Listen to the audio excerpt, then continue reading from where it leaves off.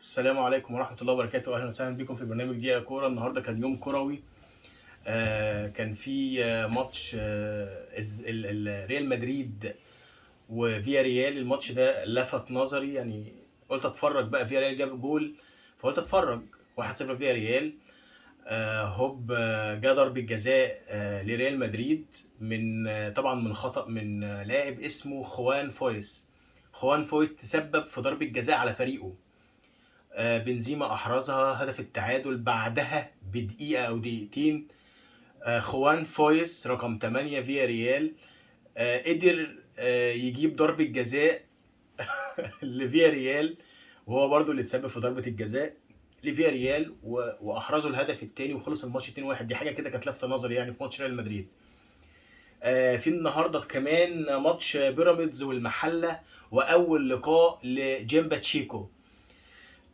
باتشيكو وبيراميدز، تحس ان الكيمياء مش من ماتش طبعا، بس اول ما سمعت ان باتشيكو جه هيمسك بيراميدز، لا بيراميدز انا حاسس ان الكيمياء جايه يعني. لا، في توافق. ليه؟ بيراميدز احسن فريق في مصر يقدر يستحوذ على الكوره، ولكن وبيحقق فرص، ولكن مفيش هجوم قوي يقدر يحرز بيه هدف، بل بالعكس يعني بيستجيب او بيستقبل اهداف والكره معاه. طبعا باتشيكو مدرب مش هنقول هجومي، لا هو دفاعي او متوازن. اهم حاجه عنده الدفاع. دايما المدربين البرتغاليين اهم حاجه عندهم الدفاع. اصعب حاجه وانت فريق بتهاجم والكره معاك، اصعب حاجه انك ما تدخلش في الجول. ليه؟ لانك انت بتكون مكشوف، خطوطك كلها مكشوفه. زي بيراميدز، كان ممكن بيراميدز مثلا بيهاجم بيضيع، هوب يروح مستقبل جول، هوب يخسر الماتش، هوب ياخد نقطه بالعافيه، وهكذا. بيراميدز النهارده قدر يكسب المحله 4-0. جيمبا تشيكو قدر انه في الماتش ده، طبعا هو مش ساحر، الموضوع هيبان من الماتش، ولكن الكام صفه دول، انك طبعا ما تستقبلش اهداف والكره معاك، دي بتكون حاجه صعبه جدا.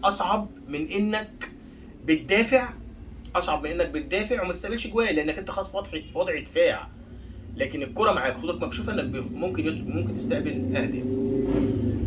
قدر النهارده رمضان صبحي، بلاتي توريه، فخري لقاي، ومحمد حمدي برباعيه استعراض قوه لبيراميدز على غزل المحله. كان بيلعب بطريقه 4-2-3-1. كان طبعا احمد الشناوي، محمد الشيبي باك يمين، محمد حمدي باك شمال، في القلب احمد سامي وعلي جبر، بلاتي تورير مركز رقم 6، وليد الكارتي مركز رقم 8، عبد الله السعيد بلاي ميكر، يمين رمضان صبحي، يمين مصطفى فتحي، شمال رمضان صبحي، ومهاجم فخر الدين بن يوسف. قدر يوصل للي هو عايزه 4-0 مع استعراض قوة. وماتش المتعة، ماتش كده ايه يعني، استعارة كده دوري ابطال اوروبا، من كاس العالم. كان ماتش فيوتشر وسيراميكا. اسرع هدف طبعا اعتقد في الدوري كان ميدو جابر، قدر يجيب في الثانية 40 قدر يحرز هدف. ثم تعادل جوزيف جوناثان الباك الشمال بتاع فيوتشر، تعادل 1-1. ماتش جامد جدا. ثم في الدقيقة الثالثة من الوقت الضايع قدر جون إيبوكا يجيب يحرز الهدف الثاني والتقدم قبل نهاية الشوط الأول. الشوط الثاني بقى حدث ولا حرج، محمد رضا بوبو قدر يعني يقدم كده حاجة من ريحة توني كروز، من ريحة مودريتش. لعيب فعلا كواليتي عالي قوي. لعيب انا بشوفه لاعب كبير، لاعب اهلي وزمالك، يعني اللاعب ده مش هيكمل في فيوتشر. الشوط الثاني قدر محمد رضا بوبو بهدف عالمي، هدف عالمي.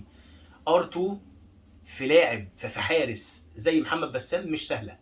كره من بعيد قوي، كره ساقطه في البعيده، قدر يتعادل. وقدر برضو يكون الكي بلاير او الكي بلاي للكوره للهدف الثالث اللي لعبها الجوناثان، عرضيه ثم عمر كمال عبد الواحد يجيبها بدماغه بارتقاء عالي قوي. 3-2. وطبعا يعني يقتنص الوصافة من الزمالك حتى هذا الأسبوع، وصلوا للنقطة 26 خلف الأهلي 30، ثم سيراميكا 26، ثم الزمالك 25. تعال نتكلم عن محمد رضا بوبو شوية، لأن محمد رضا بوبو ده يعني بشوفه لاعب حقيقي. أنا كنت بتكلم عليه في حلقة قبل كده، أول ما بدأت إن أنا أتكلم وأعمل يعني قناة والكلام ده. لا، محمد رضا بوبو حاجة عالية قوي. خسارة انه يكمل في فيوتشر. الراجل ده لما ما جالوش عقود احتراف بره، لا هو اهلي وزمالك، اهلي وزمالك. اللاعب لاعب ما شاء الله، حاجه كده. عارف انت اللعيبه اللي بيقول لك تحب الكره تجيله، تحب الكره في رجليه، هو محمد رضا بوبو. الراجل هو اللي بيلعب الناس، هو اللي بيلعب الناس. عمر كمال عبد الواحد طبعا عمل اداء النهارده عالي قوي. صنع جول، كل بالبلدي كده، كل على محمد شكري الباك الشمال بتاع سيراميكا، كل عليه عيش وحلاوه بالبلدي كده. التعادل، بعد التعادل، هدف التعادل الاول، الهدف الاول كان برضو عدى من محمد شكري عرضيه لجوناثان، قدر طبعا يعمل اسيست. ثم الهدف الثالث اللي هو كان هدف الفوز لفيوتشر، طلع برضو بارتقاء فوق محمد شكري وقدر يجيب الجول الثالث.